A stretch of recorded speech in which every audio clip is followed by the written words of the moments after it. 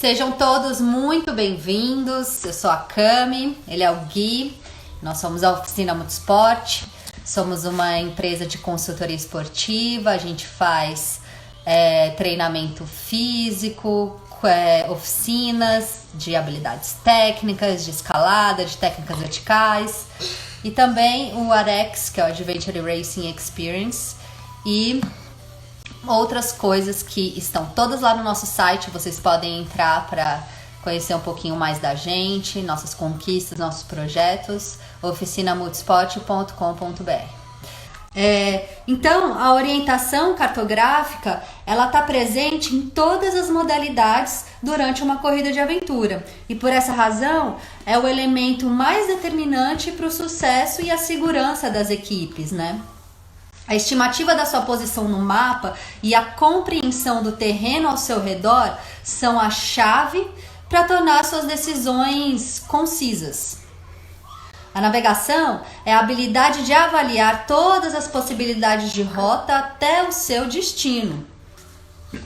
Na corrida de aventura, significa reconhecer o relevo, medir as direções e as distâncias ao longo do percurso, que não é demarcado, certo?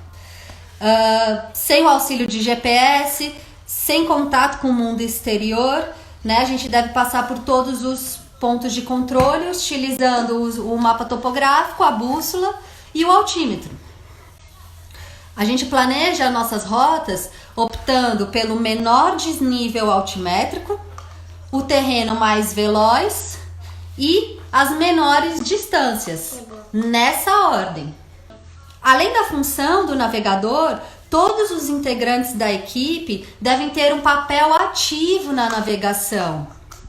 Isso significa que, além de descrever as informações que estão contidas no mapa, existem outras funções que devem ser desempenhadas pelos integrantes, que são ler o racebook, contar passos, medir as distâncias, as cotas altimétricas, tirar os azimutes e ter uma comunicação clara entre todos os integrantes. Dessa maneira, a gente minimiza os erros e consegue reconhecer mais oportunidades, além de, muitas vezes, essa comunicação ativa ser muito importante para espantar o sono quando a gente está muito cansado durante a corrida de aventura. Uma coisa importante que eu não falei, gente. Eu sou totalmente leiga na orientação, assim, eu sou uma eterna aprendiz, né? O guia que é o super expert, que tem uma experiência vasta com a navegação, e eu tenho só erros, eu acumulo erros na minha navegação, mas é um grande desafio que eu procuro vencer e adquirir mais habilidade, né? Então, as coisas que eu tô falando aqui hoje foi o Gui que pediu para eu falar. Eu não concordo, né? Eu não concordo, eu não acho que eu sou um bom navegador, nem que você é uma má navegadora.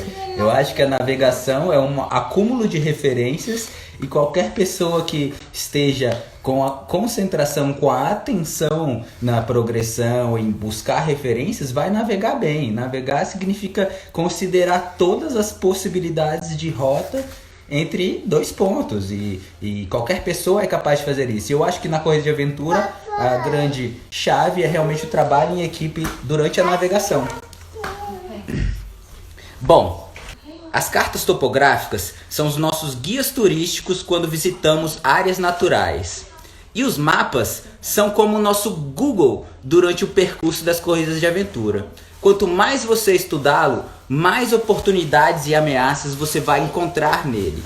Qualquer pergunta que você tiver durante uma corrida de aventura, pergunta para o mapa, porque ele é uma enciclopédia de informações verdadeiras. O mapa, ele representa o relevo objetivamente, e podemos dizer que tudo que está no mapa existe no terreno. Porém, nem tudo que está no terreno está representado naquele mapa, seja por limitações da escala ou desatualizações da impressão do mapa. Por exemplo, uma estrada marcada no mapa, mesmo que fora de uso e tomada pelo mato, ainda está lá. Porém, uma trilha recente pode ter sido aberta depois que o mapa foi impresso.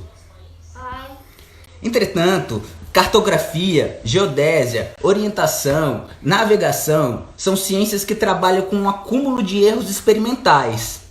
Há um erro no cálculo da medida da circunferência da Terra, que somado ao erro de projeção da superfície terrestre no mapa, mais os erros instrumentais e humanos, fazem com que você consiga apenas estimar a sua posição. Portanto, nas corridas de aventura, é importante identificar os padrões de erros no mapa. Por exemplo, a impressão de uma escala errada, quando todas as medidas de distância que você fizer parecerem mais curtas ou mais longas. Desconfie de uma alteração na escala. Desatualizações das zonas urbanas, de construções, de vegetações, de plantações são muito comuns também. Cada vez mais, as ferramentas de geoprocessamento estão acessíveis e permitem a produção de mapas mais precisos para as corridas de aventura. Ainda assim, podem acontecer erros na produção do mapa que impossibilitem a navegação, como por exemplo um PC fora do lugar. Pode acontecer por inúmeras razões um PC estar em outra posição do que a marcada no mapa. Mas, se não for fornecida a localização exata para a equipe, o jogo muda para uma loteria. E nesses casos, pode ser importante comprovar a passagem da equipe pelo local com o recurso que você tiver, uma foto, o spot, ou mesmo deixando um bilhete, um papel no local, comprovando a passagem da equipe naquele exato local. Não posso dizer que é comum, mas acontece durante as corridas de aventura de eventualmente um PC não estar no lugar que está marcado no mapa. Pode acontecer de os PCs, os pontos de controle, serem marcados com banner, com bandeira, e esse banner voar ou ser roubado ou não estar mais lá, ou inúmeras razões para o PC não estar lá. E como agir nesse momento, né? A gente já passou por algumas experiências, por exemplo, numa corrida de expedição da Desafio dos Vulcões em 2000 e pouquinho, e 2, sei lá, que a gente estava buscando naquela prova PCs que eram banners. E logo no começo da prova, na primeiro estágio de trek, a gente subiu uma montanha, um dos vulcões, até uma altitude acima da linha da neve, e tinha que buscar um PC no topo de uma crista, um banner. Quando a gente chegou lá, tava uma tempestade patagônica no lugar, os ventos de 200 km por hora, derrubando todo mundo no chão, um frio, e a gente não achava o banner, a gente não achava o PC, e a gente não imaginou que aquele vento pudesse ter arrancado aquele PC, a gente não imaginou que era uma situação arriscada para ter algum staff da organização ali como PC. E a gente passou horas vasculhando aquela crista, exposto àquela tempestade, chegamos a um risco muito maior de hipotermia. Aquilo realmente comprometeu a nossa corrida, porque as equipes que alcançaram aquele ponto ali, era o começo da prova, todo mundo se embolou. Algumas equipes viram que tiveram certeza que estavam na posição que estava marcada no mapa e o PC não estava, e seguiram no percurso, desceram a montanha para o outro lado e passaram menos tempos expostos àquela condição, né, meteorológica que a gente ficou ali. E depois disso eu sempre passei a considerar isso. Se eu tenho certeza que a gente está no ponto marcado no mapa e não há o banner, não há o prisma, não há um staff da organização, eu vou procurar comprovar a passagem da equipe naquele ponto. Hoje em dia, com o spot, com os localizadores, isso é mais fácil realmente. Ou mesmo deixando um bilhete, tirando uma foto do local, enfim, os recursos que permitirem que eu comprove a passagem da equipe ali. Mas, como foi nessa experiência lá no Desafio dos Vulcões, não só comprometeu a prova, como comprometeu a nossa segurança de estar exposto àqueles ventos, Tava nevando, a gente estava completamente despreparado para aquele clima ali. Agora, na Patagonia Ride, a etapa do Mundial, a gente também teve uma experiência um pouco diferente, porque os PCs lá, eles eram fotos que estavam impressas no Racebook. Então, a comprovação da passagem da equipe era tirar uma foto igual a que estava no Racebook. Então isso não exigia que tivesse um banner, que tivesse um prisma. Não tinha, né? Os pontos eram coisas naturais ou construídas, né? Que já estavam no local. Não foi uma coisa que a organização teve que ir lá colocar. Era uma ponte, era uma casa. Todos já tinham foto de alguma coisa. E isso faz com que a organização não precisasse se preocupar com um banner ou um prisma perdido, ou mesmo passar no percurso uma segunda vez depois para recolher esses PCs, né? Eu achei uma solução bem interessante essa também. Enfim, a gente tem que lidar com a possibilidade, apesar do mapa trazer todas as informações verdadeiras, ele pode conter erros e a gente tem que buscar reconhecer esses erros quando eles são padrão, quando eles estão acontecendo no mapa consistentemente, a gente consegue reconhecer eles realmente, né? Na fase de preparação do mapa, a gente adotou uma conduta dessa preparação ser padronizada dentro da nossa equipe. E aí, por quê? Porque assim o mapa ele pode ser passado na mão de qualquer pessoa, de um navegador para o outro navegador, e qualquer pessoa pode assumir a função de preparar um mapa se ela souber, né? Então, hoje em dia, raramente a gente recebe o mapa com muita antecedência, com dias de antecedência, 2, 3 dias de antecedência, como recebia até antigamente. E então, por isso, a gente prioriza plotar os PCs, desenhar as rotas, declinar o mapa e plastificar, né? Então, são essas 4 coisas que a gente consegue fazer logo antes da largada, naquela correria logo antes da largada, e qualquer um dos 4 integrantes consegue fazer isso.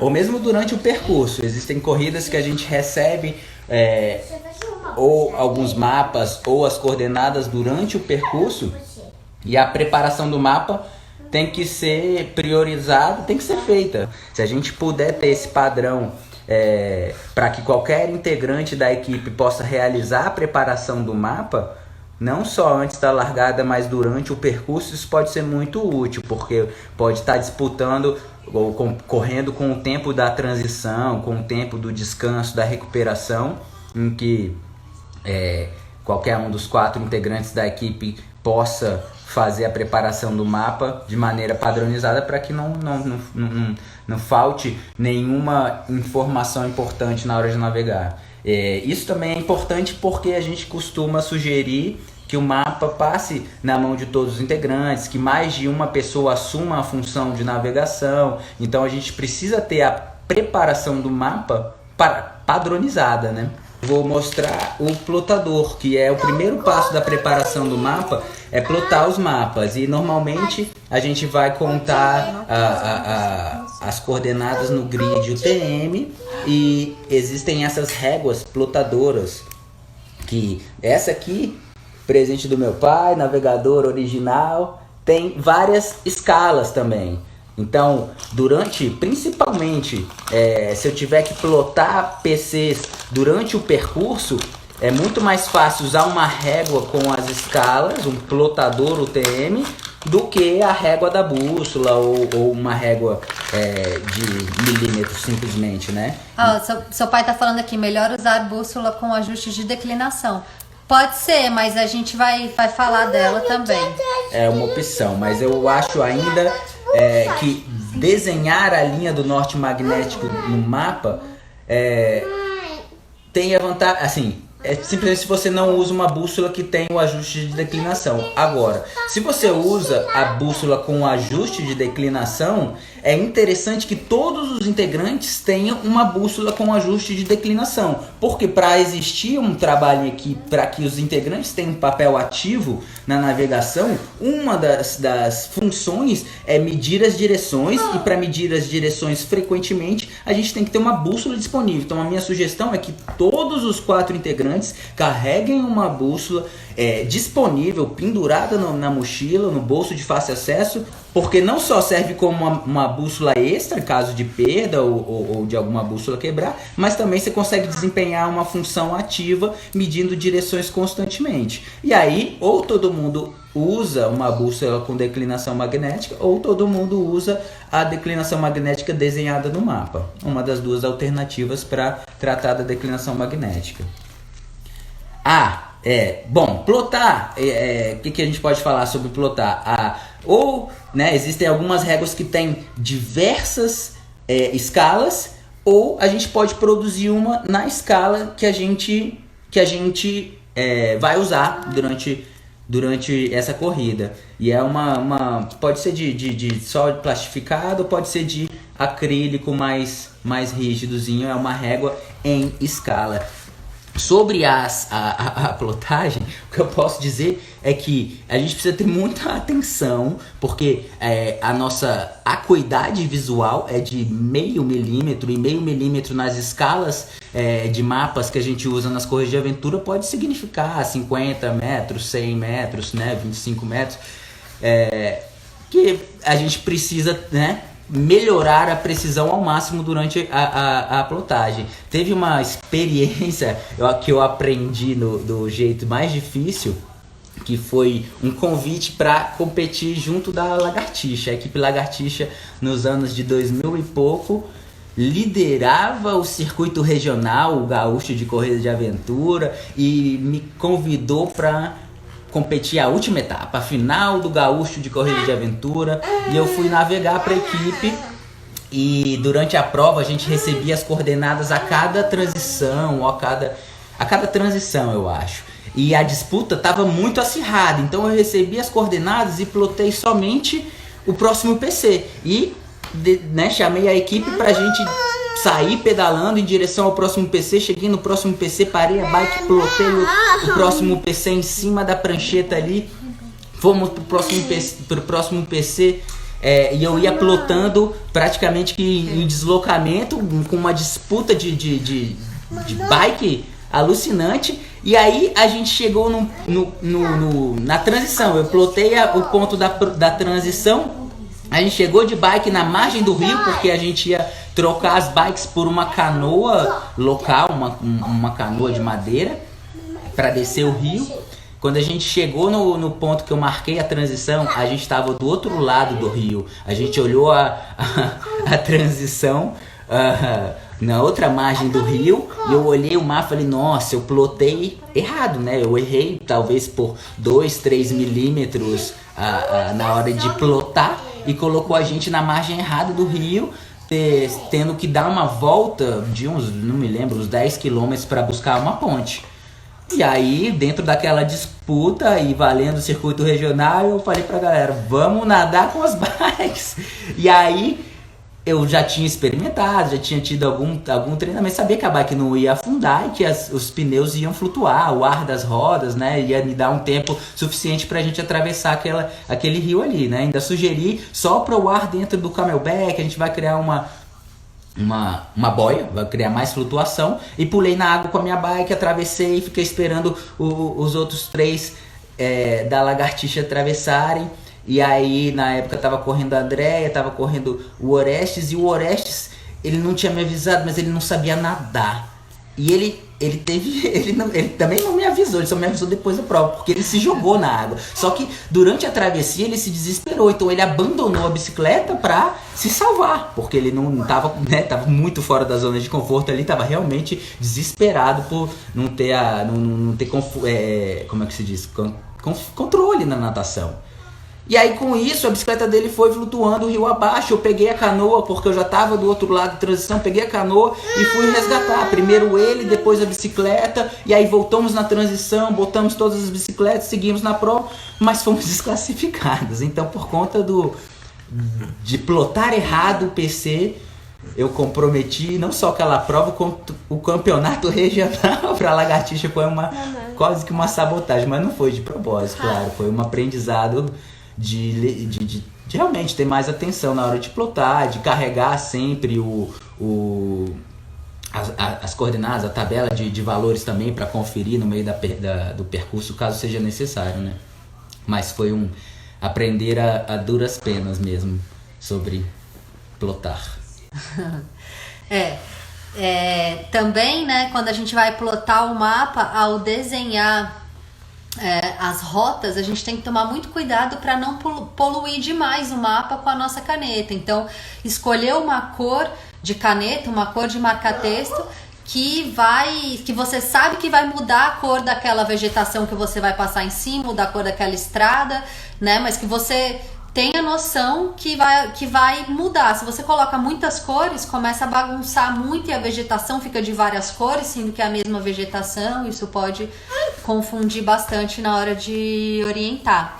E muitas horas, quando tem muita informação, muitos símbolos dentro do mapa, dentro daquela parte que a gente vai ter que passar a rota por cima, é interessante pontilhar de centímetro a centímetro para ter mais clareza na leitura das informações e ainda assim ter a rota marcada. Quando a gente identifica no mapa mais de uma opção de navegação de um determinado trecho a outro, a gente marca todas as opções e escolhe o melhor momento para tomar a decisão, né? Que seja logo antes de vir a decisão, né? A escolha de rota. Então, na hora de plotar o mapa, a gente se preocupa em marcar todas as opções, ao invés de tomar uma decisão ali naquele momento, que muitas vezes a gente não tem tempo de calcular a distância de cada uma das opções, a altimetria de cada uma das opções, né? Então a gente marca todas as opções e decide ao longo do percurso. A decisão entre a melhor opção de rota é uma tomada de decisão importante que deve ser feita em equipe. Então, talvez no momento da preparação do mapa não seja o momento ideal de decidir a melhor opção de rota. E sim, marcar todas as opções, porque mais tarde pode ser que você reúna novas informações aí e faça uma escolha em equipe mais concisa. Antes de decidir, considere a altimetria, o tipo do terreno, a distância e, né, ao percorrer esse percurso até chegar nesse ponto, reúna todas as informações possíveis. Você também pode marcar no mapa qualquer oportunidade ou ameaça que você reconheça ao longo da rota. Por exemplo, pontos para abastecimento de água, né? A gente marca com uma seta, qualquer coisa que informe isso. Pontos para descansar. Ou muitas vezes a gente faz um loop e passa 2 vezes no mesmo lugar. Então, ao passar a primeira vez por esse lugar, identifica da onde a gente vai vir da próxima vez, né? Isso aconteceu agora com a gente lá na Patagonia Ride. A gente teve que plotar o mapa na manhã, 4 da manhã, a largada foi às 6 da manhã. Tinha uma bike de 40 e poucos quilômetros e caía no lago para remar o bote de raft. Na sequência vinha uma bike que tinham 2 bate-voltas em 2 PCs. E aí um dos bate-voltas era mais ou menos na beira do lago e tinha uma parte que o lago estreitava muito e que se a gente conseguisse passar ali, nadando com as bikes, a gente economizaria mais de 10 quilômetros naquele trecho de bike.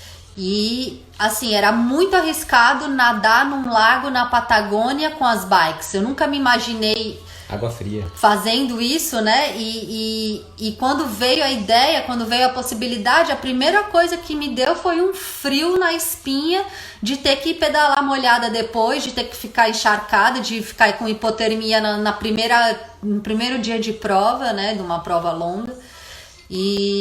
Mas aí quando a gente passou de bote ali, Quer mostrar o mapa? Quero.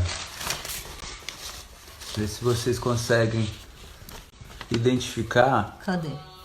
Tá aqui, ó. Porque o ponto não é se a gente decidiu certo ou não. O ponto é que o momento de decidir entre uma estratégia de rota não é durante a preparação do mapa. E sim, durante a preparação do mapa, a gente criou uma legenda interna da equipe que é essa seta. E essa seta significa uma oportunidade ou uma ameaça que a gente precisa avaliar conforme a gente ganhar mais informações. Naquele caso da Patagônia, a possibilidade de nadar com as bikes era um loop do percurso onde a gente, num estágio anterior, passava remando de rafting.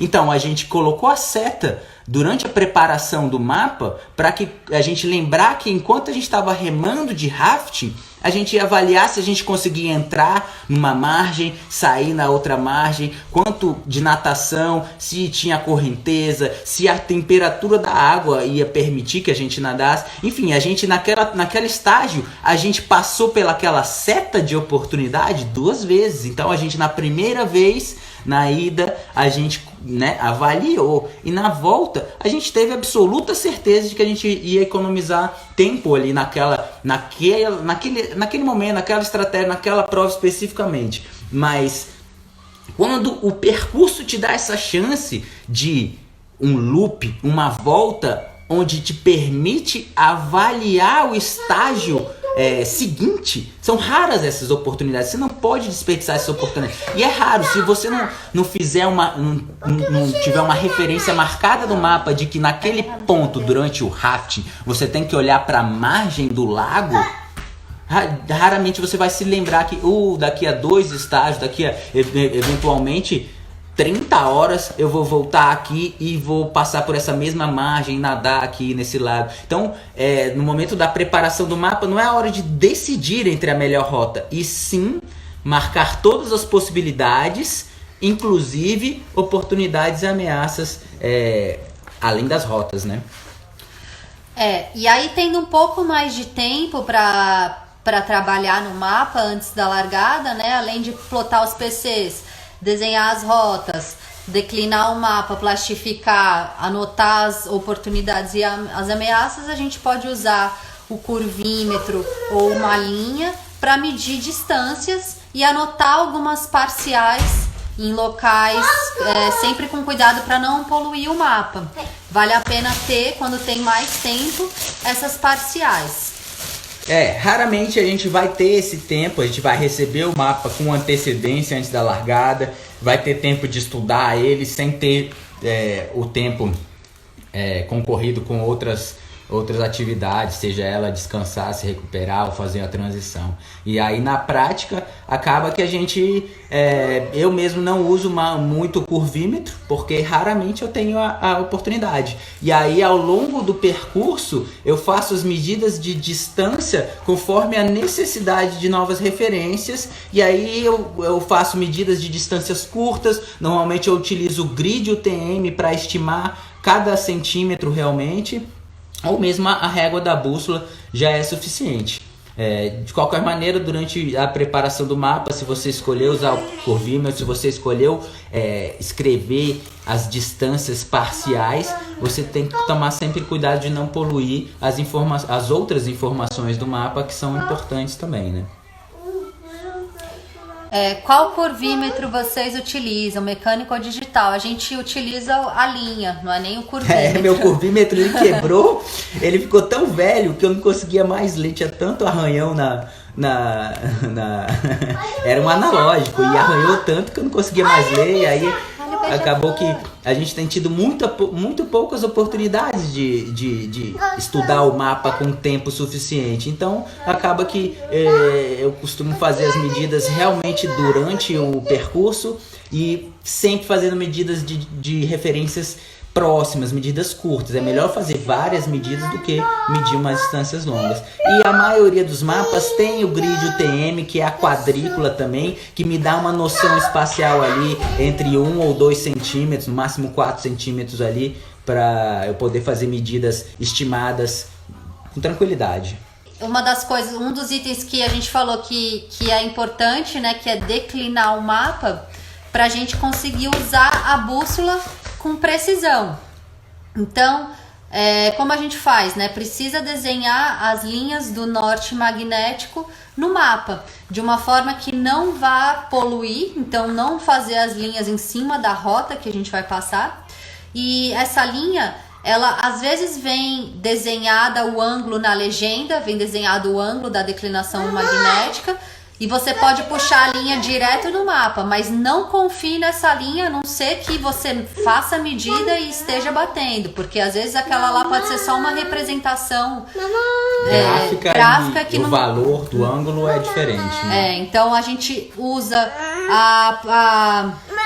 própria caixa graduada da bússola tira o ângulo que está desenhado, que está escrito na legenda e traça as linhas do norte magnético com um esquadro, enfim. E aí, quando a gente precisa fazer isso durante a prova, a gente não fica lá pegando a caixa graduada da bússola e refazendo essa medida todo tempo, não. Antes de chegar na prova, a gente já vê quanto que é a declinação magnética desse lugar que a gente vai e desenha... Mostra aí, Gui. E desenha... corta, né? Corta um esquadro com aquele ângulo. Então, isso aqui é tipo um papel cartão, que naquela ocasião era um mapa que tinha uma declinação de 12 graus para leste. Nem sei que lugar é esse. Mas eu cortei um papel cartão nesse ângulo para durante a prova, quando eu recebesse um mapa novo, eu desenhar a linha de norte magnética. Eu alinhava esse esquadro com a lateral do mapa e riscava a linha de 12 graus aqui para leste.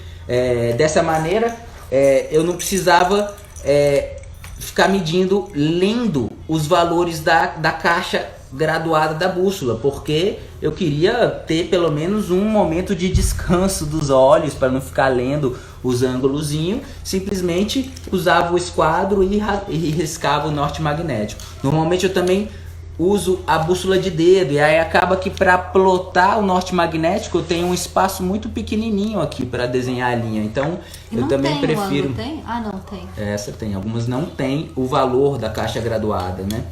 Papai, por que você tá usando isso? É uma bússola. Ah, de quê? Pra navegar. Mas sempre fazer a linha do norte magnético depois de ter desenhado as rotas, porque assim a gente desenha o norte magnético ao redor da rota e não cria mais uma poluição visual no mapa, escondendo outras informações. Declinar os mapas é crucial para navegação noturna ou dentro de florestas fechadas e ainda em águas abertas, nas situações onde não há o apoio de referências do relevo. É onde devemos ser precisos na medida de direção e de distância. Nesses momentos, a declinação magnética pode incluir um erro significativo na sua navegação. Então não subestime. Se você pode tratar da declinação magnética somando os valores, usando uma bússola que tem um ajuste de declinação magnético, ou você pode desenhar as linhas do norte magnético. Mas, como eu comentei, eu acho que o papel ativo de todos os integrantes na medição de direção só funciona se todo mundo tem uma bússola disponível ali. E aí a gente se comunica qual é a referência, qual é o azimuth, qual é a direção que a gente está procurando a referência, e todo mundo sabe qual é essa direção, sabe aonde tem que procurar, né?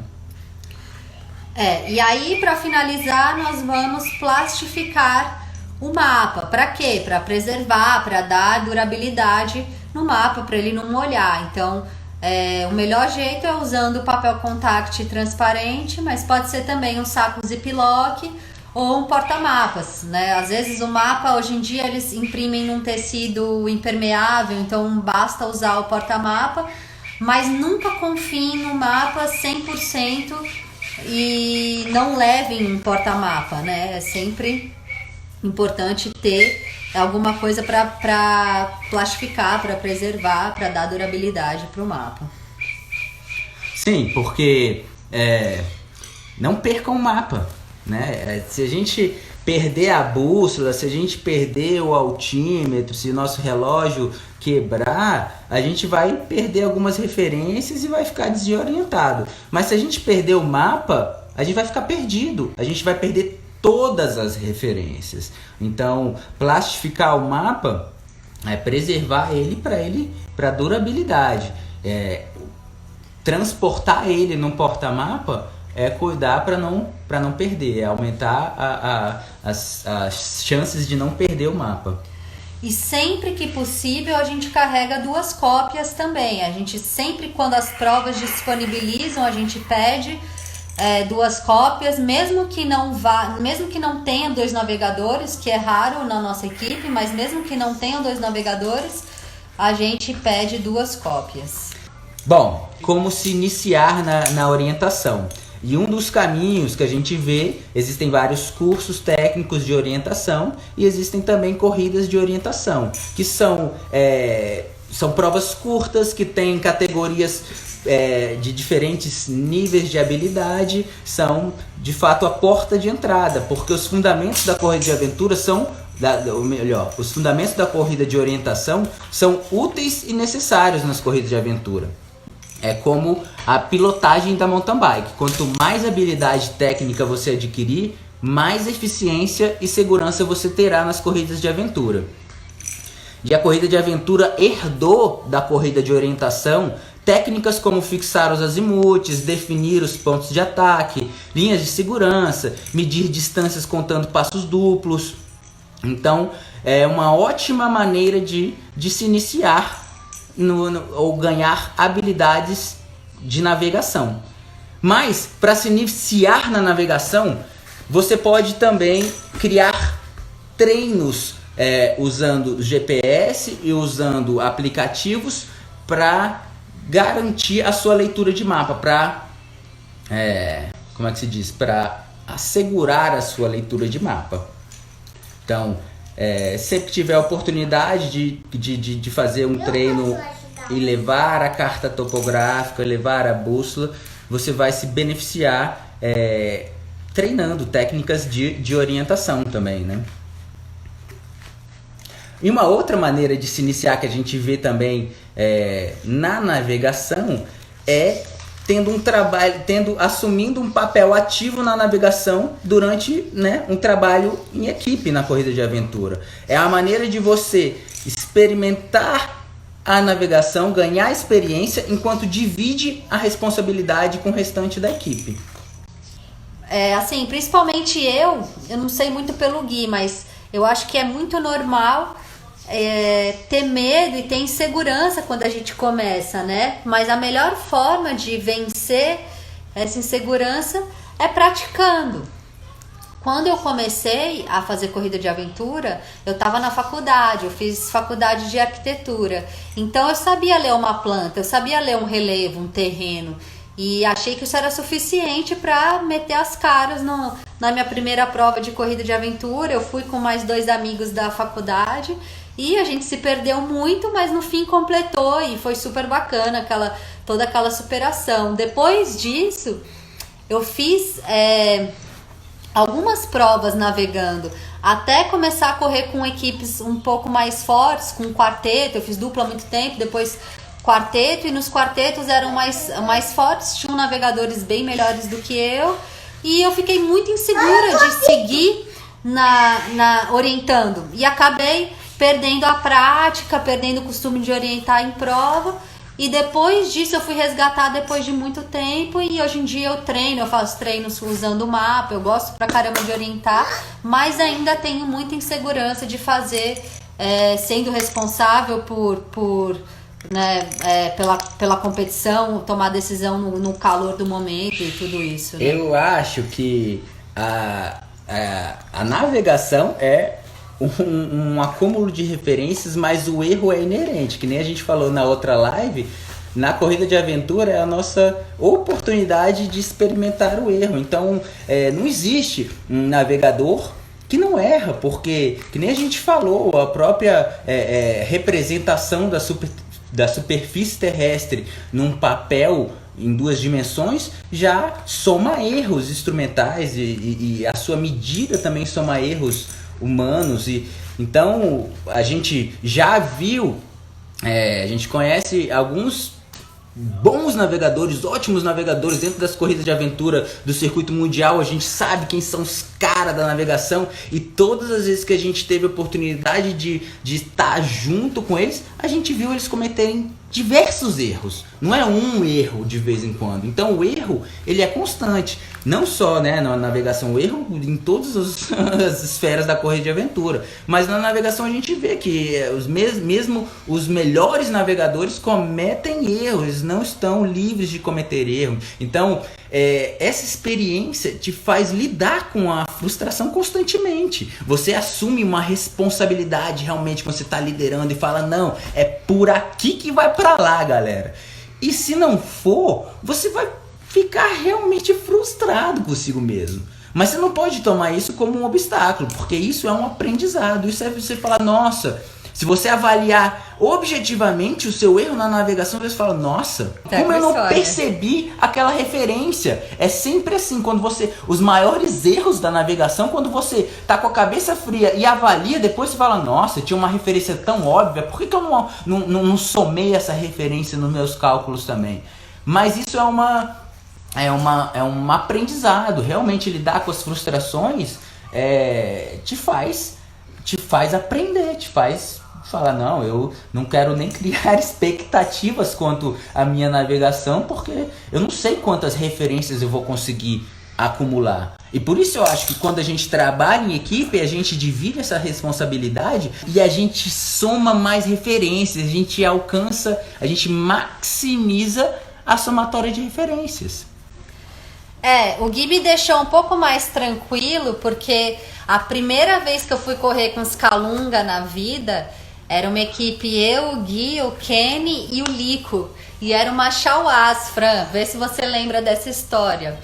Era uma prova totalmente plana e era isso que você falava, você e o Lucas. Não, a prova é plana, a prova é plana. Aí a gente largava de mountain bike, chegava num PC que era um bar, assim, no meio de um lugar, e tinha que fazer 2 alças. A primeira alça era trekking e voltava de canoagem, a segunda alça, trekking pro outro lado e voltava de canoagem. Aí, né, largamos naquele ritmo alucinado de prova e eu, assim, super nervosa de estar correndo com os Calunga a primeira vez. Chegamos nesse PC central que deixava a bike, saímos igual uns puta louco do PC3 pro PC4. E aí fizemos um trekking assim de 6 horas, rasgando o mato, que era super difícil de achar a trilha, era um mangue meio inundado assim. Acabamos o trekking, batemos direto no PC dos caiaques, assim, o Gui navegou perfeito. Aí chegamos nos ducks, estavam todos amarradinhos assim na beira da água, mas não tinha ninguém, não tinha nenhum PC lá, ninguém anotando, nenhum staff. E a gente, estranho, né? Mas bom, é Chauás, né? Para isso que serve a faca que a gente tá levando. Aí pegamos a nossa faquinha, cortamos a cordinha e descemos remando o rio, ou subimos remando, nem lembro, acho que era um rio de maré, né? E aí, quando chegamos de novo no PC central, que era o PC do bar, o Gui abre o outro lado do mapa assim e tem PC3, PC3A, PC3B. E a gente tinha ido do 3 pro 4. E aí acabou que não tinham feito um pedação da prova. Não sei o que o Fran e o Lucas inventaram de enfiar um PC A e B no meio do caminho. Mas foi assim, a falta do trabalho conjunto que impossibilitou a gente de ver essa ameaça, né? De ver que aquela prova tinha uma ordem de PCs que do 3 não ia pro 4. E aí a gente parou a prova e depois foi o maior perrengue para voltar também, depois que a gente parou a prova, você lembra? A gente teve que ir de barquinho, levando as bikes. Foi mal roubada, mas a gente definitivamente aprendeu a trabalhar em equipe na navegação e aprendeu a marcar as oportunidades quando o percurso faz um loop, né? Então depois, aquele era um percurso assim, era um desenho de um 8. E hoje em dia eu botaria uma seta ali indicando alguma coisa, alguma oportunidade, uma ameaça. Nesse caso era uma ameaça. Eu sempre gostei de ler os mapas realmente, então desde pequeno mesmo, meu pai me ensinou a navegar, o que eram os símbolos e como usar a bússola e tudo, e eu me lembro que as minhas primeiras viagens quando eu tinha 14 anos foi para ir pro ermo, pro selvagem. Eu lembro que a gente fez uma travessia na Chapada dos Veadeiros, eu tinha 14, foi a primeira vez que eu me lembro que eu naveguei na selva braba mesmo. E eu tinha 14 anos, a gente tomou muitos ataques de marimpão, de tudo. E durante 6 dias a gente sobreviveu no cerrado, sem trilha, e achamos a saída de lá. Então, assim, na verdade eu sempre treinei a navegação durante essas expedições. Eu sempre que a gente viaja para um lugar, os nossos atrativos são conhecer a montanha, o rio, a cachoeira, a caverna. Então a carta topográfica sempre foi o nosso guia turístico, realmente. Isso ajuda, isso serve como treino também. Isso com certeza aprimorou a habilidade de navegação mesmo, né? E hoje em dia, para criar treinos de navegação, a gente tem usado o aplicativo Avenza, que no celular mesmo a gente consegue subir o mapa que a gente quiser. É uma interface entre uma imagem de PDF do mapa que a gente quiser com o Google Earth, o Google Maps, né, que dá a nossa localização no celular. Então eu consigo criar percursos treinos e ter uma segurança de que eu não vou ficar perdido por horas, né, lá, ou vou realmente perder todas as referências, né? Bom, eu vou contar a história de quando a gente perdeu o mapa no Eco Challenge. A gente já perdeu o mapa algumas vezes e é sempre uma tragédia, porque, que nem a gente comentou, a diferença entre estar desorientado e estar perdido é essa. Se a gente perde uma referência, se a bússola quebra, a gente tem outras referências. A gente pode só estar desorientado e, né, vamos seguir até a próxima referência. Mas se a gente perde o mapa, a gente está perdido, a gente não tem referência alguma. Então é muito importante não perder o mapa. E no Eco Challenge ano passado, nas Ilhas Fiji, a gente fez uma prova de 6 dias, eu acho. No último dia da prova, a gente estava no penúltimo estágio da prova. Era um trecho de sup, que a gente remava um rio de mangue e saía no mar, né? Cruzava a Foz, cruzava a Arrebentação e remava um trecho no mar para a última transição da prova, onde a gente pegava uma canoa havaiana e a gente remava o último estágio da prova em mar aberto, na canoa havaiana. Mas enquanto a gente vinha no sup, quando a gente cruzou a Arrebentação, a gente ficou a salvo e a gente relaxou e a gente sentou na prancha e a gente remou despreocupado quando veio aquela última onda marota e não derrubou ninguém, só levou o mapa. E imediatamente o mapa sumiu, a gente mergulhou na água, a gente passou algumas horas mergulhando, vasculhando, tentando tomando caldo nas ondas e não achamos o mapa de novo. A gente ficou desesperado, porque a gente falou, nossa, a prova acabou pra gente, porque a gente não vai conseguir navegar em mar aberto sem mapa, sem referência. Mas aí veio a luz divina e nos lembrou que o próximo estágio estava marcado em outro mapa que estava a salvo dentro da mochila e que a gente, se conseguisse achar a próxima transição, a gente completava a prova. E aí a gente já conseguia enxergar a última transição da prova. Então a gente acabou que só viveu a experiência do desespero, mas não comprometeu a nossa prova, né? Mas não perca o mapa, pessoal. Bom, o trabalho em equipe durante a navegação. Como a gente falou agora repetidas vezes, a gente sugere uma atuação em conjunto de 2 navegadores, pelo menos 2 navegadores, né? Normalmente a gente tem 2 mapas, a maioria das provas fornece 2 cópias de mapa. Por que não ter 2 pessoas simultaneamente trabalhando junto, comunicação, e trocando, somando referências para decisões rápidas e concisas. A gente antigamente sugeria que tivesse sempre um navegador principal, um líder e um backup, um segundo navegador, caso fosse necessário para alguma tomada de decisão. E hoje em dia eu vejo que não é a melhor conduta. A melhor conduta é realmente trabalhar em equipe simultaneamente, né?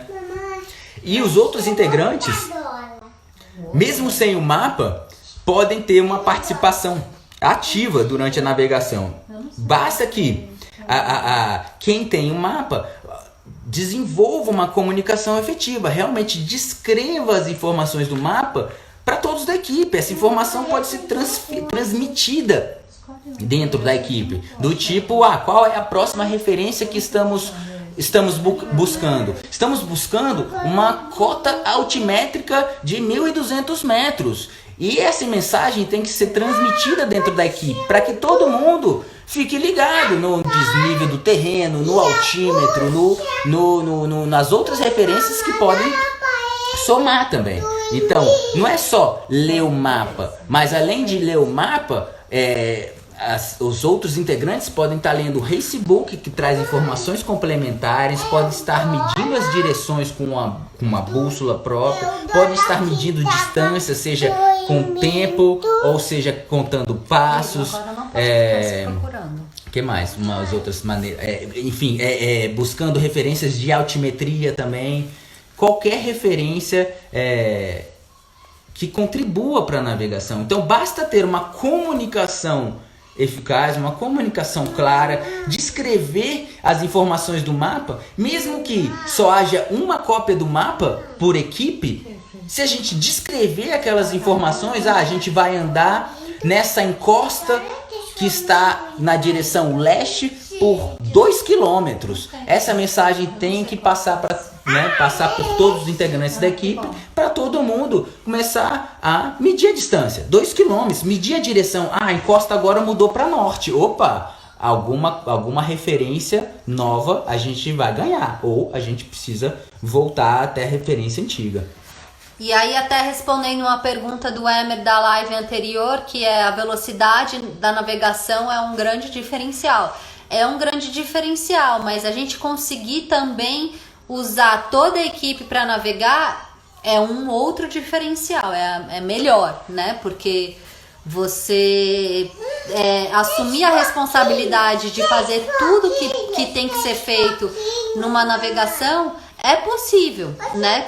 Por exemplo, o Urtz é um dos melhores navegadores do circuito mundial. Ele certamente tem a habilidade no nível do Chris Forme, sem dúvida.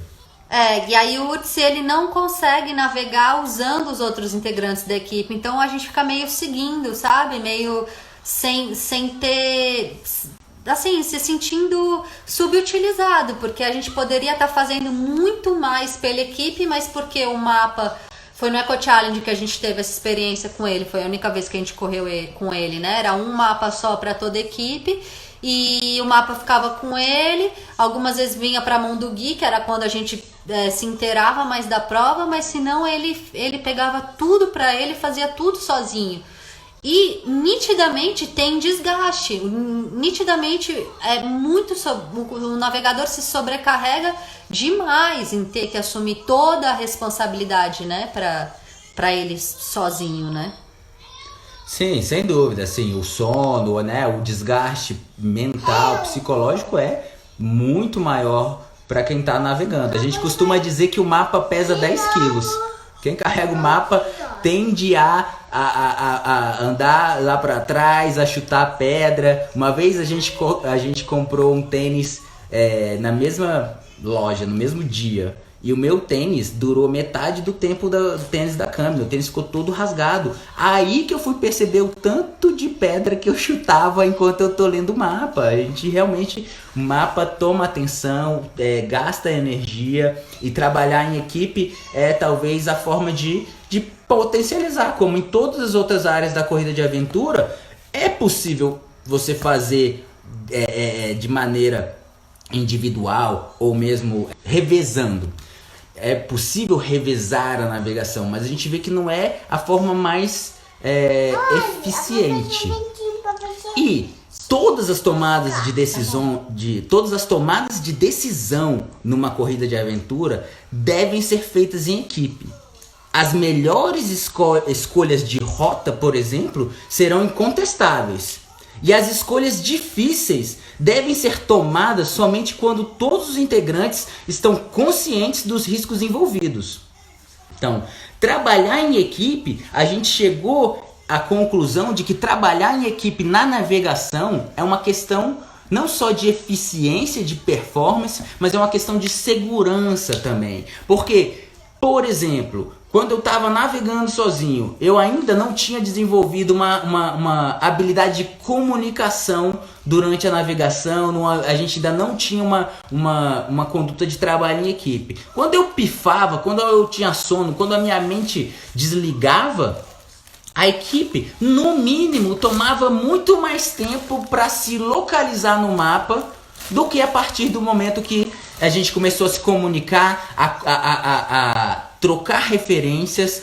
Quando eu tinha muito sono durante a navegação,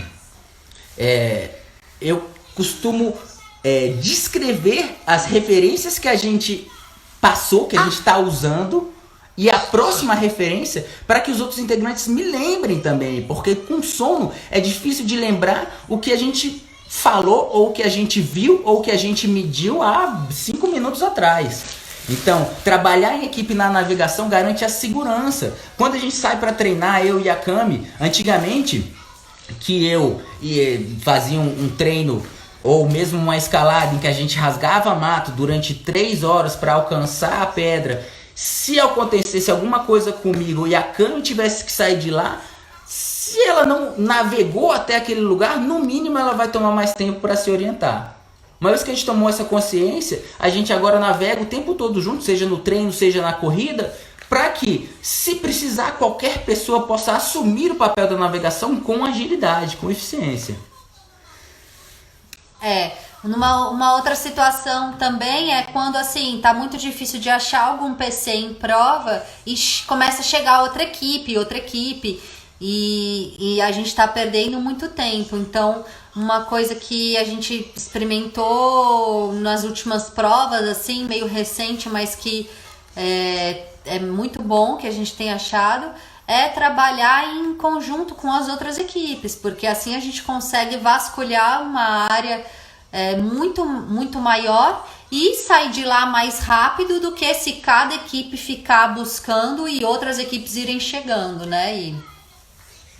Normalmente quando a gente está já minimizando os estragos, né? Quando a gente já perdeu tempo, vasculhou e esgotou as nossas referências e já tem outras equipes ali vasculhando, a gente costuma aí sim compartilhar referências e trabalhar em conjunto com outras equipes para minimizar os estragos. Isso é muito difícil, porque é muito difícil confiar na navegação de outra pessoa.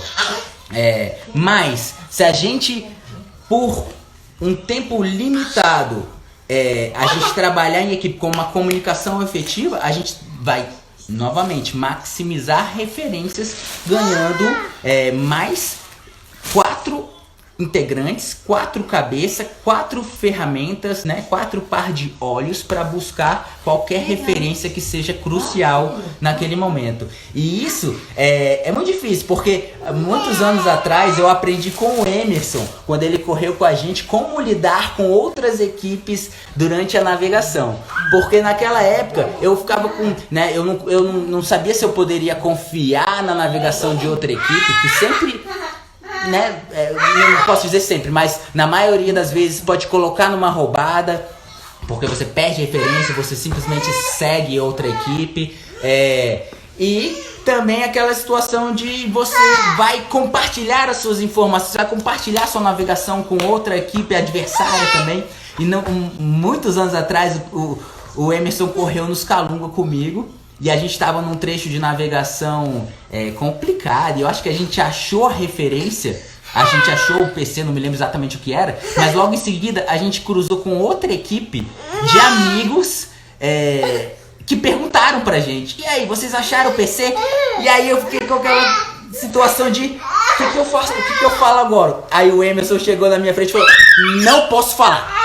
E simplesmente saímos correndo. E aquela foi a melhor reação pra mim, que eu falei: nossa, é isso, eu escolho a hora que eu quero compartilhar a informação com outra equipe ou não. E ainda assim eu tenho que saber que as outras equipes também vão escolher a hora que eles querem compartilhar a informação comigo ou não. Então, desde que eu comunique de maneira clara, hoje em dia, se eu quero compartilhar a informação com outra equipe, eu vou chegar para a pessoa que tem o mapa na outra equipe e vou perguntar: você quer compartilhar referências comigo para a gente sair daqui mais rápido? sim ou não. Não é você achou o PC, você vai me dar uma dica ou você vai mentir para mim, ou você vai me enganar. Você está armando uma armadilha? Então, não posso dizer que foi uma ótima solução para a situação. Navegação na bike. Bom, na bike, o mapa e a bússola devem ser carregados no porta-mapa. Essa é a maneira mais segura de ler o mapa orientado enquanto pedala. É muito importante que toda leitura de mapa que a gente faça, se possível, que a gente leia o mapa orientado. Todo mundo sabe que, né, alinhar o norte, né, magnético que você desenhou, né, girar o mapa para ele estar orientado e representar a posição real dos símbolos no terreno, ajuda muito na navegação, na leitura do relevo. Na bike, a maneira de ler o mapa orientado é ter um porta-mapa. Realmente é uma prancheta presa no guidão, que permite que a gente gire o mapa o tempo todo. Isso facilita para a gente ler e deixa a coisa mais segura também, uma vez que o mapa carregado no porta-mapa com o vento pode tampar sua visão, né? Se você carrega o mapa na mão, você pode perder a pilotagem da bicicleta, enfim. Então, porta-mapa na bicicleta eu acho que é crucial.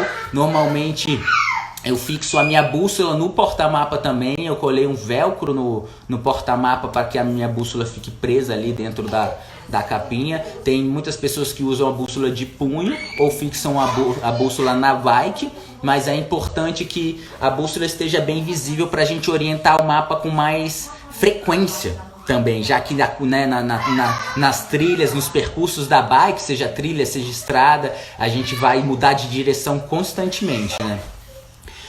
E a bússola também é importante que ela seja uma bússola com uma agulha bem estável, bem ágil, para que com as trepidações, com a vibração do porta-mapa, ela realmente possa estar ajustando e indicando o norte com firmeza realmente, né? Então vale a pena uma bússola com uma agulha mais estável. Talvez a característica mais importante da bússola seja a estabilidade e a agilidade da agulha, principalmente no mountain bike. No mountain bike é interessante que o odômetro ele é uma ferramenta muito útil. A gente não vai dispensar a possibilidade de fazer medidas de distância com um odômetro. Então, acho que todos os integrantes da equipe devem ter um odômetro e a gente se comunicar o tempo todo sobre as referências as distâncias parciais, quanto que a gente vai percorrer para cada referência, né?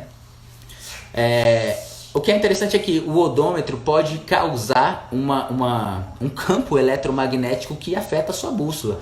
Pode ser o odômetro sem fio, pode ser também o farol de bike. Então você tem que testar realmente se durante o acionamento do odômetro, durante o farol de bicicleta ligado, não cria nenhuma interferência eletromagnética na sua bússola. Isso já aconteceu comigo. E até eu entender que a minha bússola estava sendo afetada pelo meu farol de bike, a gente errou bastante, né? Então, durante o mountain bike, ter o porta-mapa, ter cuidado na leitura do mapa, realmente evitar ler em alta velocidade pelo risco e sempre que necessário realmente diminuir a velocidade ou mesmo parar, botar o pé no chão para fazer uma leitura precisa do mapa, porque em movimento, à noite, a escala do mapa não permite realmente uma precisão de leitura. E se você quer usar, principalmente durante os trechos de mountain bike, a gente deve seguir acumulando referências de relevo, de direção e de distância. Então, para acumular essas referências, pode ser necessário que a gente precise parar a bike realmente para ler o relevo. Ler a direção e a distância talvez seja mais fácil, principalmente se você desenhou a rota no mapa, pode ser que você seja capaz de ler a direção e a distância em movimento na bike. Mas não deixe de ler as referências do relevo também, né? Que é importante, né? Em qualquer modalidade, não só na bike. E talvez a regra de ouro da navegação no mountain bike antes de toda grande descida, convém uma boa olhada no mapa. quem nunca, né? Quem nunca desceu a montanha pro lado errado para navegar de volta? Normalmente as trilhas e estradas são como linhas de segurança também para nossa navegação e também auxiliam bastante a navegação. Raramente a gente vai ter trechos de rasga-mato com a bike, e se esses trechos são opcionais, você tem que realmente considerar direitinho a altimetria, o tipo de terreno e, por último, a distância, porque uma trilha tende a ser 2 vezes mais lento do que uma estrada e 4 vezes ou mais lento do que um trecho fora de estrada, né? Navegação no trekking. No trekking talvez seja a navegação mais exigente. Precisamos estar constantemente aferindo a nossa velocidade média e medindo o tempo entre 2 referências para estimar distâncias longas.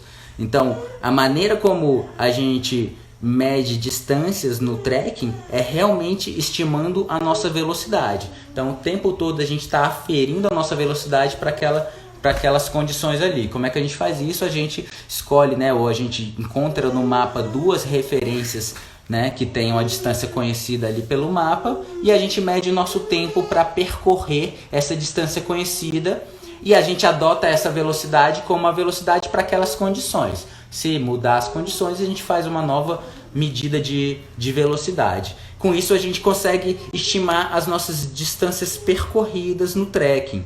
Mas para ser preciso nas distâncias, quando a gente se aproxima de um PC, de uma referência importante, a gente começa a contar passos realmente. Então, medidas curtas de até 1 quilômetro, como eu falei antes, a gente conta passos duplos, exatamente como na corrida de orientação. Toda vez que o nosso pé direito toca o solo, a gente conta 1.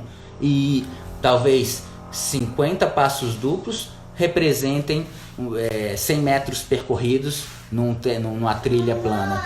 Mas a gente precisa estar também ajustando essa medida, esse valor, para o terreno com frequência. Então, a cada 100 metros eu estabeleço se eu vou contar 45, 50 ou 80 passos duplos para aquele tipo de terreno ser percorrido 100 metros, né? Reconhecer o relevo no trekking pode ser mais exigente do que nas outras modalidades, já que nem sempre teremos as linhas de segurança de trilhas, estradas ou corpos d'água. Aprenda a ler as entrelinhas das curvas de nível e descubra os mistérios que uma equidistância de 20 metros pode apresentar. Isso significa que a representação do terreno pelas curvas de nível, a equidistância, a distância vertical entre as curvas de nível, pode conter obstáculos intransponíveis. Então, uma equidistância de 20 metros pode ter um penhasco intransponível, que não tem representação para aquela escala. Então, reconhecer o relevo no trekking tem ainda mais importância, já que a gente talvez tenha mais opções de rotas fora de estrada, né? Vamos entrar na parte legal agora. Navegação na floresta, no escuro ou em outras situações onde não há o apoio de referências de relevo. Eu já falei bastante, eu acho que todo mundo está acostumado a usar o relevo como a prioridade, como a referência principal na navegação. Talvez seja o relevo a referência mais fiel, a referência que sofre menos desatualização, exceto as construções feitas pelo homem, né? Mas o relevo talvez seja a principal referência que a gente usa. Mas situações como uma floresta densa, ou a navegação noturna, ou mesmo em águas abertas, a gente não tem referência de relevo. E nessas situações, você deve ser preciso nas medidas de direção e distância.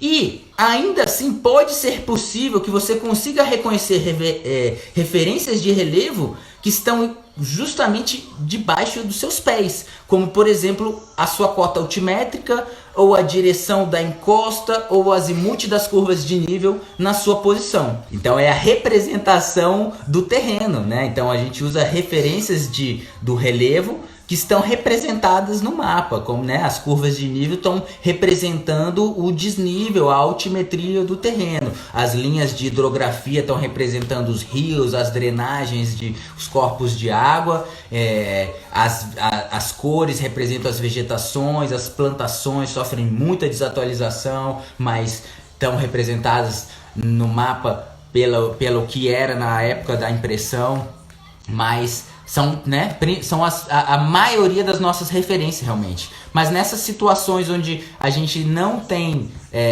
visual do relevo, a gente não consegue reconhecer, seja por uma neblina, seja a mata densa, a gente vai precisar apoiar a navegação nas medidas de direção e distância. Ainda assim, pode ser que a gente consiga ler o que está exatamente abaixo dos nossos pés, né? A direção da encosta, se a gente cruzou algum rio. Então, alguma referência de relevo pode ser que a gente ainda consiga ter.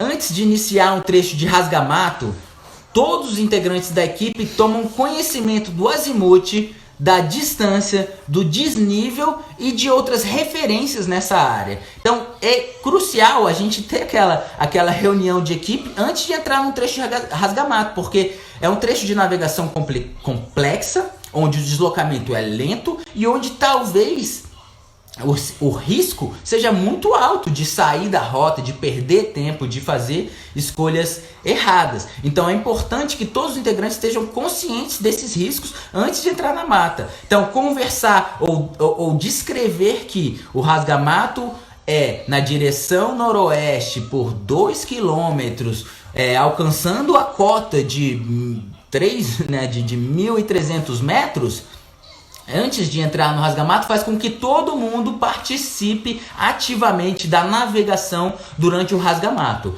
Então a gente costuma, durante o rasgamato, dividir as tarefas.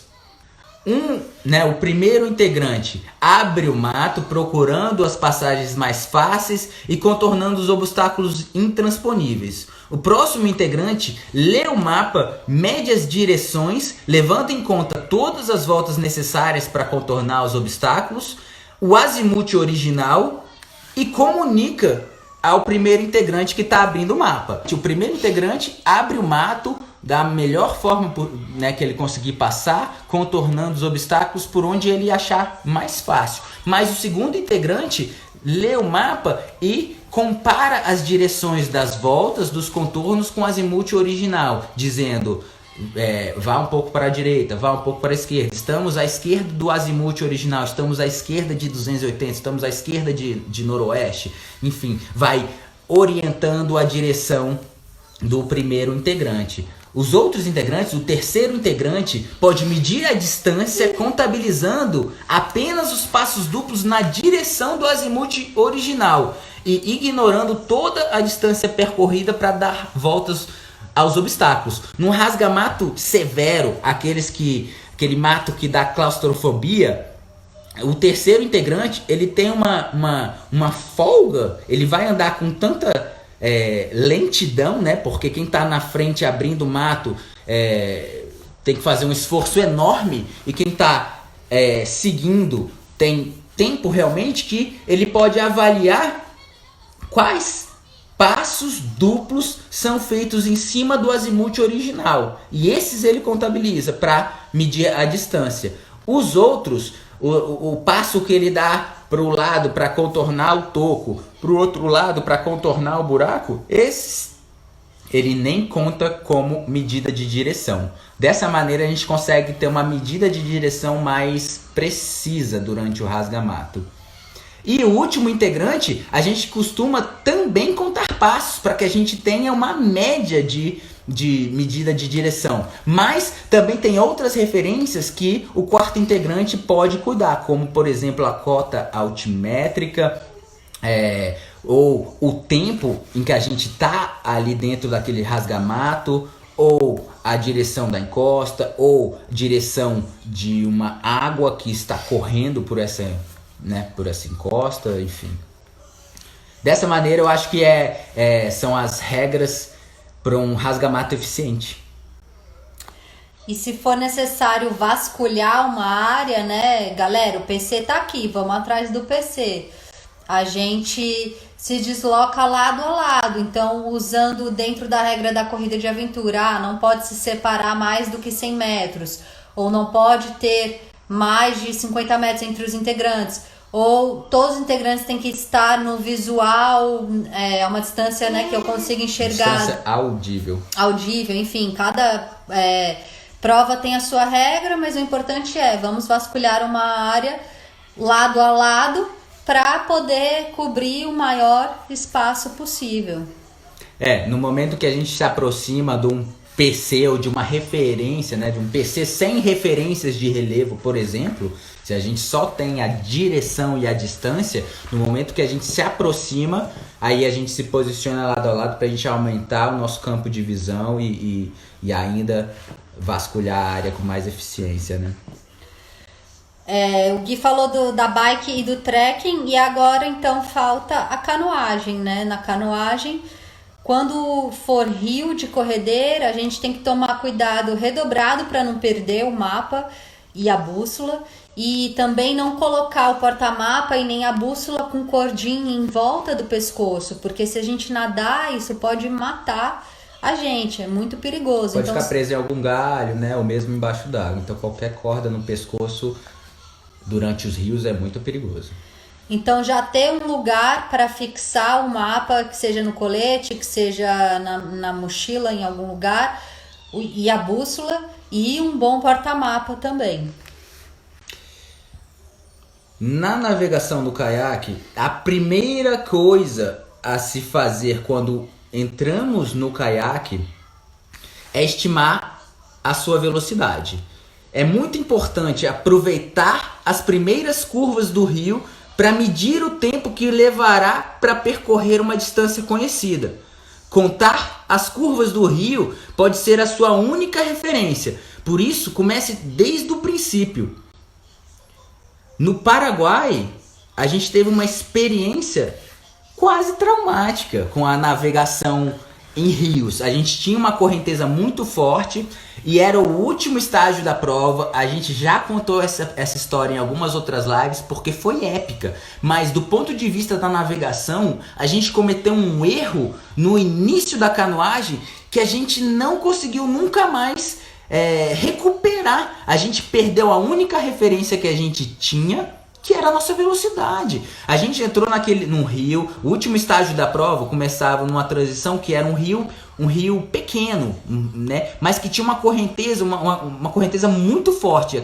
Naquela prova choveu durante 3 dias sem parar. Então, quando a gente chegou nesse último estágio, o rio estava muito cheio. E aí a gente entrou nesse rio, ainda era de dia, era final da tarde. E a gente estava tomado por uma euforia de é o último estágio da prova. Nossa, nós vamos remar durante, não me lembro a estimativa, se era 14 horas, eu acho.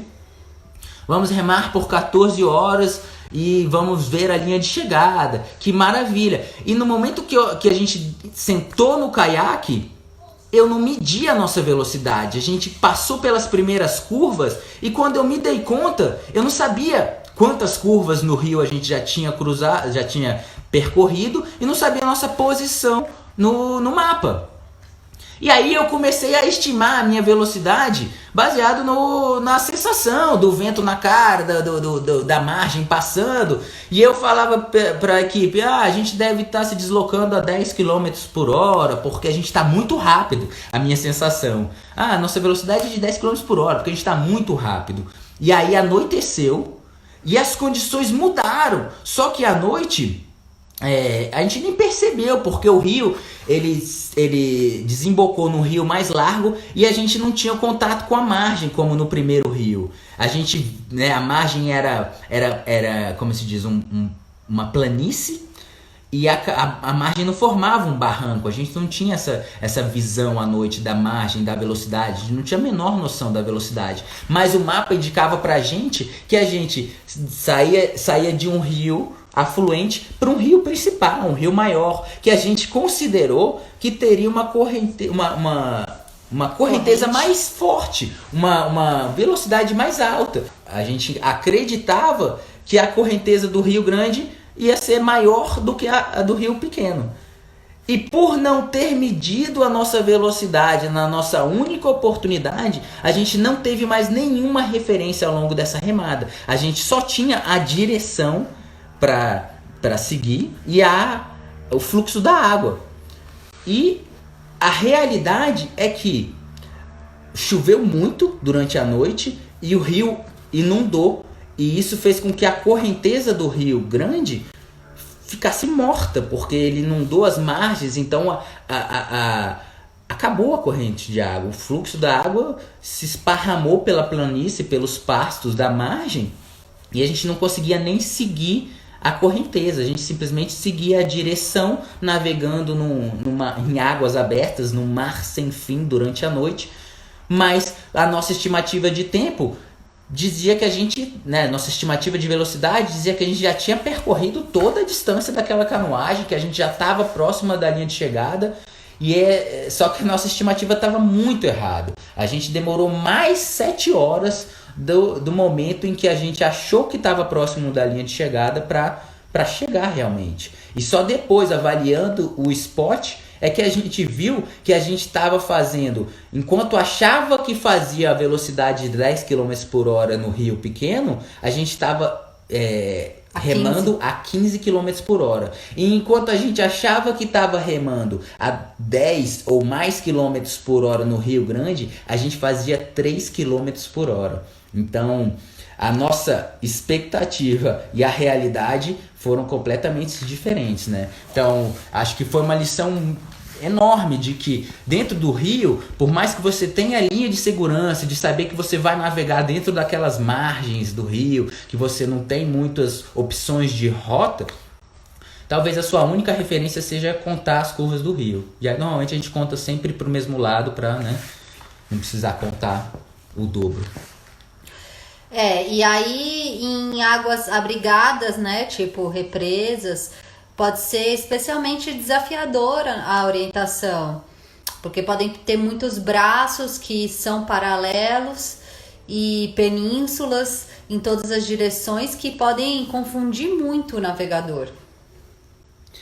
Nesse cenário, além de estimar a velocidade como no rio, usando referências de distância conhecida, é importante seguir alguma margem. Então, navegando num lago não significa que eu vou abraçar a costa, fazer todas as baías, mas sim mirando a ponta das penínsulas para apoiar a sua navegação neste relevo.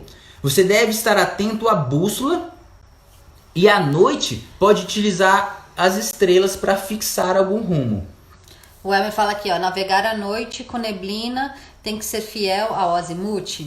Exatamente isso que eu tô falando. Então, tem que ser fiel ao azimuth, mas muitas vezes eu prefiro sair de uma direção, de um azimuth que seja mais reto, e sim fazer vários pontos de referência próximos da costa. Não necessariamente eu vou tocar a costa na ponta da península, mas eu quero me aproximar dessa península para eu perceber o deslocamento do mapa, a nossa posição do mapa ao longo da navegação nesse lago, Então, é a navegação pelo azimuth, mas também pela distância entre as penínsulas, e a própria península é uma referência de relevo, Em águas calmas, eu tenho utilizado uma prancheta para canoagem. É uma adaptação de um porta-mapa fixo ao colete salva-vidas e me permite ler o mapa orientado sem parar de remar. É essa prancheta aqui, ó. Dá para ver? É uma prancheta de esqui, de orientação no esqui. Vou mostrar mais para cá assim, ó. Tá vendo aí, galera? E aí eu fixei ela no colete salva-vidas e ela, eu coloco o mapa, fixo a bússola nela e ela me permite remar me permite ler o mapa sem parar de remar. Eu só uso essa prancheta em águas calmas. Eu não entro num rio com a prancheta, mas em águas abrigadas e navegação noturna e neblina, trechos que ou lagos, ou águas abrigadas, que tem muitos braços com a mesma direção, penínsulas, a navegação vai ser exigente. E essa prancheta me permite ler o mapa orientado, sem parar de remar, e ler com mais frequência, né? Então, tem sido muito útil. Lá numa dos anos que a gente correu o Paraguai, teve uma navegação determinante num trecho que não eram águas abrigadas, era aquele rio, acho que o Rio Paraguai, um dos maiores rios lá que tinha esse. Paraná, acho que era, Rio Paraná, não era? Não sei, são 2 ou 3 rios grandes lá e nesse ano a gente tinha que navegar à noite para encontrar um PC que era uma ilha. Eu tenho um mapa aqui também. Em 2018, isso aí. A gente chegava, fazia algumas etapas de canoagem intercalando com trekking, aí chegava numa dessas etapas, um trekking de 40 e poucos quilômetros, voltava para a água e aí ia buscar esse PC, que era o milhotita. Era mais ou menos assim, ó. Dá pra ver? Tá no escuro, né? Cadê a ilhota? Ó, a gente vinha navegando daqui, né? Abraçando não, meio que costeando, alcançava essa ponta de terra aqui, tinha uma referência no mapa marcado, que não era um PC, mas sim uma referência, onde indicava um ponto de ataque para uma segunda referência, e o PC efetivamente estava mais uns 10 quilômetros aqui, no meio do rio, né? Nesse outro mapa aqui, ó. Bota na frente.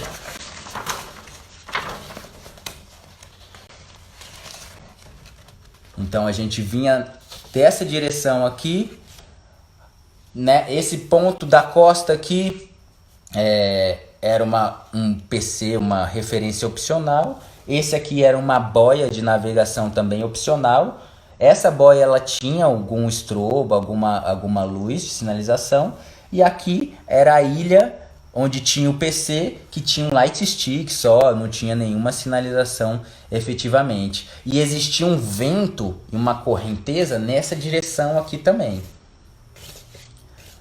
E nessa prova foi crucial que da referência 1 para a referência 2 a gente experimentasse um erro, uma deriva proposital. Porque se a gente traçasse o azimuth e seguisse a direção do azimuth, ia acontecer aquele paralelismo, aquele erro onde a gente está seguindo uma direção, mas a correnteza e o vento estavam derivando as nossas embarcações para passar paralelo à referência. Então, a grande técnica nesse momento foi da primeira referência para a segunda referência incluir um erro proposital. E esse erro proposital a gente ajustou para repetir ele quando foi buscar o PC. Então foi mais ou menos testar o ângulo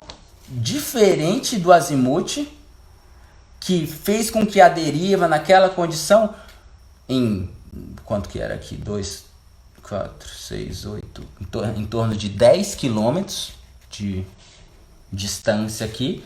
Então, incluindo um erro proposital, que eu não me lembro lá exatamente qual foi o nosso erro, o valor de ângulo que a gente incluiu de erro proposital, mas o valor que a gente usou aqui fez com que a gente alcançasse a primeira referência desse lado aqui. A gente alcançou essa referência, essa boia, em algum lugar que ela apareceu na nossa direita. E eu falei, esse erro proposital, então, está suficiente para a gente lidar com essa correnteza aqui ao longo dos próximos 2, 4, 6, 8, 10, 12, 14, 16 quilômetros. Então, considerando que essa distância era menor do que essa distância, o erro proposital que a gente incluiu aqui me fez chegar a um ajuste de alcançar essa distância maior com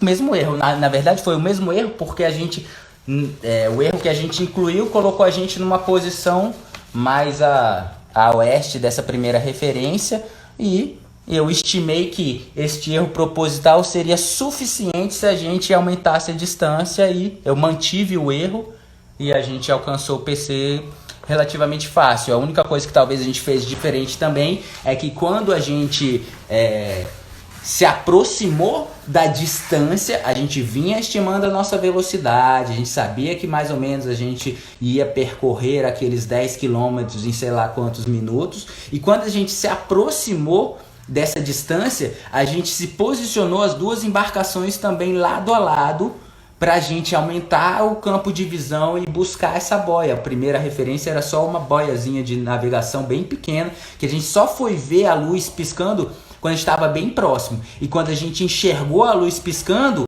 eu vi que a gente estava derivando para oeste daquela boia. E aí, comparativamente, eu falei, esse erro deliberado que eu incluí no azimuth para a primeira referência, eu vou repetir ele, porque agora a distância é maior e a gente vai derivar por mais tempo na corrente. E aí a gente acabou acertando. Aquela foi uma estratégia crucial naquela prova. Acho que a gente acabou ganhando muito tempo em cima das outras equipes ali e ganhou uma prova, eu acho que por conta desse momento aí.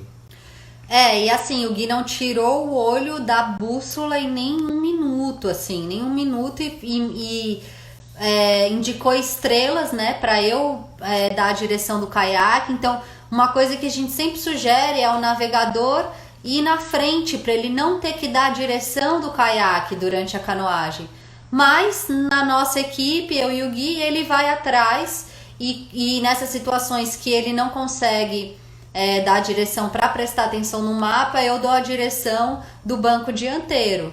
Mas se você não tem experiência dando a direção do banco dianteiro, que não é tão simples, tão fácil quanto atrás, a gente sugere que o navegador vá no banco dianteiro do caiaque para estar livre, para poder parar de remar e olhar o mapa na hora que ele quiser. Normalmente à noite eu sugiro apagar a lanterna também, porque assim a gente consegue distinguir melhor qualquer alteração na superfície da Terra ou mesmo no horizonte. A gente acaba conseguindo mais referências mesmo, né? Então, à noite, na neblina ou com muitos insetos, apagar a luz pode facilitar realmente a enxergar mais referências. E aí, nesses casos, eu costumo manter uma luz vermelha na bússola, ou na bússola e no mapa, mas principalmente na bússola, para eu conseguir fazer a leitura da direção com maior frequência sem ofuscar os olhos, né? Então, naquele caso no Paraguai foi bem isso. Eu mantive a bússola e fiquei o tempo todo olhando para a agulha, para ela ficar ali paradinha, mantendo a direção do barco. A gente tinha que lidar com uma corrente meio de través, meio lateral, as ondas realmente mudavam a direção do barco, então a gente estava derivando bastante ali. A gente nitidamente sentia o barco sendo arrastado de lado naquela direção que a gente estava percorrendo, né? Quando eu fiz a medida de distância aqui no mapa, eu usei o grid, as quadrículas UTM. E quando eu faço uma medida de distância na modalidade de canoagem, é bem simples, porque eu estou medindo uma distância numa superfície plana, né? A circunferência da superfície da água, vamos considerar que ela é plana. E aí eu praticamente igualo os centímetros à escala do mapa, né? Então ali eu medi a cada 2 centímetros, que era a quadrícula do mapa, e considerei a escala. Eu acho que eu medi com a escala errada agora. Mas quando eu faço essa medida dessa mesma maneira, usando o grid UTM no trekking ou no mountain bike, onde o relevo, o desnível, né, a altimetria do relevo é constante, eu vou somar distância a essa medida bidimensional. Bidimensional, exatamente. Eu faço uma medida em 2 dimensões do mapa e vou somar a declividade do terreno, porque na realidade eu vou percorrer uma distância maior num terreno com maior declividade, né? E quando estamos perdidos? a diferença entre estar desorientado e estar perdido é grande. A gente já falou aqui, e é comum a gente, ao longo do percurso de uma corrida de aventura, a gente estar desorientado. É a gente perder referências, a gente não ter referências suficientes para se orientar, ou a gente não conseguir encontrar uma referência que a gente está procurando. Mas a gente apoia a nossa navegação não só em uma referência, não só em duas referências, mas numa somatória de referência. Então, estar desorientado, o que fazer se você está desorientado? Se você está procurando a junção da trilha e ela não apareceu, você está procurando uma referência de distância, de direção, de relevo, e ela não apareceu. Vamos buscar outras referências. Então, se você está desorientado e não consegue encontrar alguma referência, vamos apoiar a navegação em outras referências, vamos, se precisar, retornar até a última referência confiável que a gente teve e refazer os cálculos, tentar acumular novas referências daí em diante.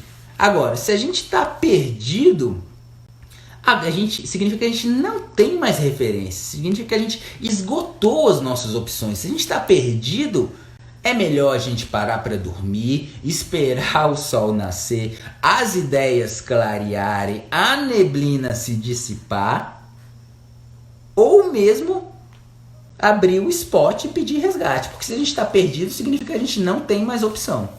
Vocês acham melhor ter navegador e capitão numa equipe para não sobrecarregar o navegador?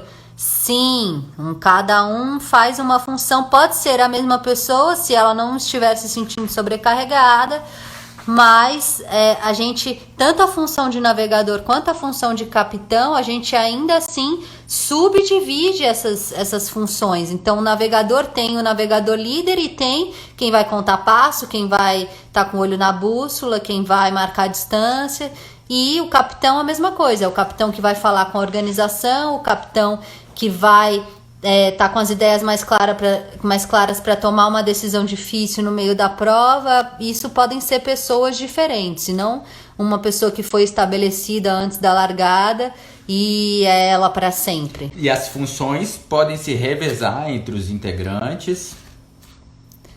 Você canta referências, Gui? Sim, é que nem a gente falou, o trabalho em equipe na navegação inclui descrever as informações do mapa. Então, é muito comum, por exemplo, na bike, a próxima referência que a gente está procurando é uma junção de trilha que vai sair à direita da estrada. Se eu olhar para o meu porta-mapa no momento da junção a 20 km por hora na bike, eu vou perder essa referência. Então é muito melhor, maximiza as referências se eu descrever essa referência para todo mundo. Pessoal, estamos procurando uma junção à nossa direita, daqui a 1 km, daqui a 100 metros.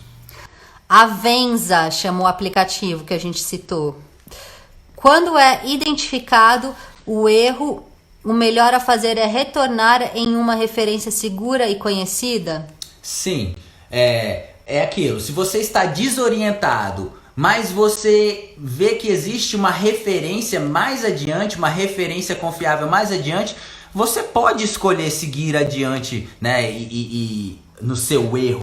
E talvez uma coisa que a gente não citou também é que eu já vi várias pessoas usando uma lente de aumento, sabe? Quando a gente correu com o Neil Jones no Mundial em 2013, na Costa Rica, ele usava uma lente de aumento no porta-mapa da bike. Era uma lente mais ou menos, era maior do que essa aqui. Essa aqui eu achei depois, mas era uma lente de aumento de mais ou menos uns 20 centímetros por 20 centímetros, que ele fixou já na altura ideal, acima do porta-mapa. Então ele conseguia fazer uma leitura do porta-mapa em movimento por conta daquela lente de aumento que eu achei muito, né, uma estratégia excelente.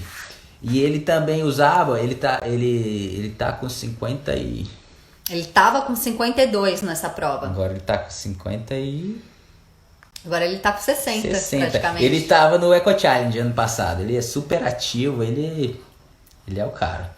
E aí ele também usava um óculos com uma lente só, porque era uma lente para ele enxergar de perto, com a qual ele lia o mapa, e o outro olho ele enxergava o terreno. Então eu também achava aquilo fantástico, ele ter um olho para o mapa e um olho para o terreno, né?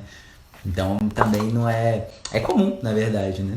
O Pascottini também usa um óculos que é baixo aqui, né? Ele usa o óculos para leitura do mapa e enxerga o terreno por cima do óculos também, né? E o Pascottini mandou uma pergunta sobre concentração na navegação, como manter a concentração durante corridas longas, né, são 100 horas de corrida, então como manter o tempo todo concentrado? E eu acho que é trabalho em equipe, qualquer função que a gente está liderando durante a corrida de aventura, que a gente está liderando nossa equipe, a gente está com uma responsabilidade na navegação, em capitanear, em motivar, em dar o ritmo, em dar a linha da canoagem.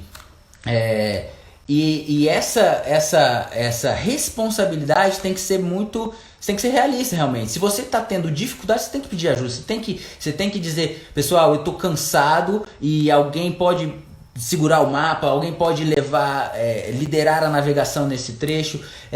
Eu sempre uso o exemplo de quem está dirigindo o carro, né? Quando você está dirigindo o carro, se você sente sono, a melhor coisa que você faz para todo mundo é avisar todo mundo que você está com sono, que as pessoas vão te ajudar ativamente, elas vão conversar com você, vai botar uma música, vão se oferecer para dirigir ou para fazer uma paradinha para tomar um café, enfim. Na navegação e qualquer outra função na corrida de aventura é a mesma situação. Na hora que você começa a ter dificuldades de concentração, a hora que você começa a ter dificuldade de enxergar os detalhes do mapa, a dificuldade de se lembrar das referências que você acumulou na sua navegação, é hora de você comunicar a equipe, falar, pessoal, eu tô cansado, eu tô confuso, me ajuda a recordar da última referência que eu usei. Ou senão a gente para e dorme 20 minutos, se ninguém tiver em condição de levar a navegação, né? Então talvez seja melhor parar e dormir um pouco até todo mundo ação de novo para continuar. E assim, as oportunidades que a gente teve de estar junto da Seagate, de ver o Chris Form navegando, a gente viu que eles trabalham em equipe. O Chris Form tem uma habilidade excepcional, mas ele usa os recursos da equipe. As tomadas de decisão são em equipe. Não é ele que está contando lendo as informações de relevo e contando o passo, ele está dividindo as tarefas também. Foi daí que a gente, né, acordou. E uma coisa assim também que fez a gente começar a trabalhar mais em equipe foi como minimizar os erros, porque toda vez que os erros acontecem, toda vez que os imprevistos acontecem numa corrida de aventura, eles não são mais imprevistos, eles passam a ser ameaças. Então, nossa, quantas provas a gente já perdeu o PC? Muitas provas a gente já perdeu o PC. E todas as vezes teve um fator que foi determinante. Então, agora, o que a gente vai fazer para isso não acontecer de novo? Agora, o que a gente vai fazer para essa outra coisa não acontecer de novo? Então, todos esses itens vão sendo descritos depois da prova e a gente passa a tomar atitudes para que aquele erro não seja cometido novamente. Então, essa coisa de dividir em equipe a navegação e do Gui compartilhar a navegação e não simplesmente alternar a navegação com outro navegador foi o método que a gente se viu sendo o mais veloz possível, né? Então, o Gui ele é muito bom, mas ele também comete erros. Então, se tiver uma segunda pessoa olhando o mapa, de repente, naquele ponto, aquela pessoa vai falar, não, opa, peraí, olha o que eu tô vendo aqui. E vai, né, os dois vão se guiar. Os dois vão conseguir sair dali navegando juntos, né? Por exemplo, o Gui tá indo, sei lá, do PC3 pro PC5. De repente eu tô com o Facebook e vou ler. Não, gente, olha, o PC4 vai passar não sei aonde.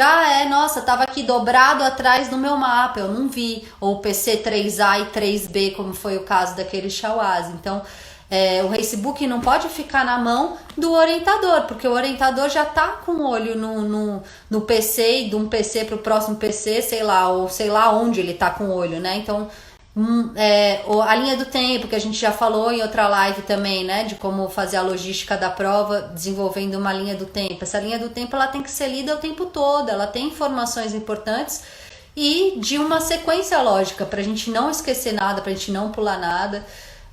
Informações importantes que também estão descritas no Facebook e não estão descritas no mapa, tipo um detalhe de quando você se aproximar do PC, porque muitas vezes a gente chega, tá do lado do PC, fica procurando igual barata tonta, e era só ler o Facebook, que lá no Facebook tava dizendo, olha, bata na casinha do cara, abra a porta e pegue o papelzinho, sei lá eu, entendeu? Então, às vezes é uma informação que o Facebook é que vai dar. Então, coitado do navegador, né? Tá lá já com o mapa, já procurando, já não sei o que. E muitas vezes, sei lá, tô cansada, eu fico sentada lá esperando eles resolverem. Ou tá no rasgamato, eu fico, né, a última da fila.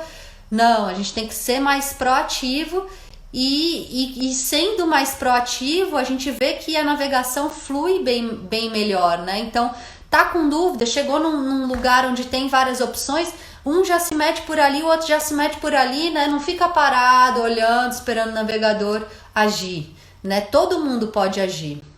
E a navegação não é nenhum bicho de 7 cabeças, né? Então, uma vez que você começa a agir, né, a ter um papel ativo dentro da equipe, talvez seja a melhor maneira de começar realmente, porque aí você vai desvendando os métodos, as técnicas, é um acúmulo de referências, são decisões bem racionais ao longo da navegação. Qualquer um é capaz de navegar bem, desde que esteja consciente. Como a equipe encara o erro de navegação? Motivando, estressando ou vamos que vamos? Sim, é muito comum se frustrar, o navegador perder talvez a confiança de que, nossa, agora eu vou errar sempre, nossa, eu não estou me dando bem com o mapa, ou nossa, minha bússola está quebrada. Isso é comum, então você precisa encarar como qualquer frustração, é a sua chance de aprender e vamos daqui para frente, vamos acumular referências, as referências que faltaram daqui para frente, e a equipe não pode se desmotivar, a equipe tem que apoiar o navegador nesse momento de manter ele motivado, de dar confiança para ele e fornecer ajuda realmente, ser realmente uma ferramenta, oferecer ajuda, oferecer valor, de alguma forma, né? Porque caramba, você desmotivar o cara que ainda errou a navegação, então pega o mapa e vai. Se você não é capaz de pegar o mapa e vai, é melhor você motivar o navegador do que desmotivar, né? Ainda mais, assim, porque não existe uma prova que a gente vai passar ileso, não existe uma prova que a gente não vai entrar em uma bifurcação errada. E assim, bola pra frente, faz parte, tá todo mundo errando, tá todo mundo na mesma barca, né? Acho que desmotivar em nenhum momento é bom durante uma corrida de aventura, né? E a tomada de decisão feita em equipe faz com que todo mundo se sinta responsável pelo sucesso e pelo fracasso.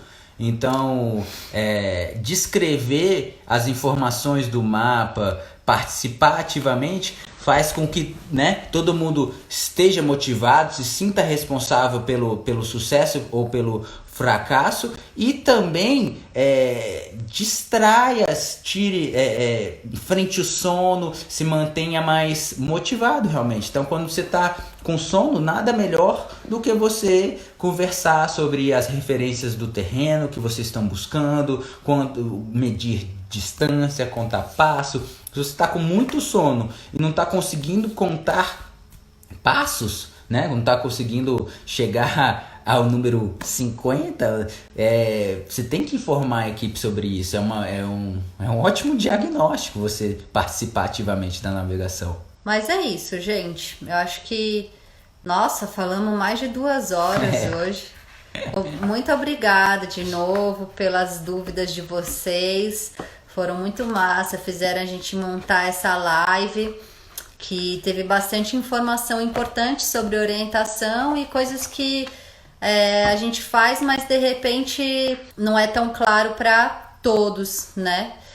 Se sentir papel fundamental da orientação me motiva a estar dentro da equipe, né? Me motiva a não ser, eu não ser um equipamento obrigatório simplesmente e tá seguindo. E eu não ter confiança para pegar o mapa e assumir a responsabilidade da navegação, ainda assim eu me sinto útil fazendo as outras funções, sabe? Ficando com o Racebook, ficando com o passaporte, lendo o Racebook, lendo a linha do tempo. Tudo isso vai ajudar na navegação e você não precisa ser nenhum expert em navegação para poder fazer isso. E aí depois nos seus treinos, no seu dia a dia, você se mete nas roubadas e se acha com o aplicativo, né? Tem a segurança do telefone junto com você. Sim, vai ser uma ótima ferramenta. Desenvolver a habilidade de navegação vai te permitir enfrentar o desconhecido com uma sensação de familiaridade que só o mapa pode dar para você. É isso, galera. Valeu demais, valeu a presença de vocês. Muito obrigado, galera. Obrigado pela colaboração, pelo tempo, por compartilhar as experiências. Foi super, super gratificante essa live pra gente. Massa. Muitas coisas boas aqui a galera falando. Obrigado, top demais. Olha aí, a gente não sabia o que falar e saiu tudo isso, exatamente. Então, por favor, mandem mais dúvidas, mais coisas que vocês queriam saber, porque o que vocês querem saber é o que a gente quer mais falar, o que a gente quer mais passar a nossa experiência, assim, né? Não é a única forma de fazer, não é a melhor, mas funciona com a gente, é o que a gente sempre fala, né? Não sei se todas as equipes navegam desse jeito, provavelmente não, mas a gente viu que essa é uma forma muito eficiente e que tem dado bastante certo com a nossa equipe. Obrigado, galera. Boa semana, segue forte, vamos treinar na medida do possível, porque daqui a pouco vai passar, a gente vai estar de volta nos rasgamatos da vida. Valeu, gente. Boa noite pra vocês.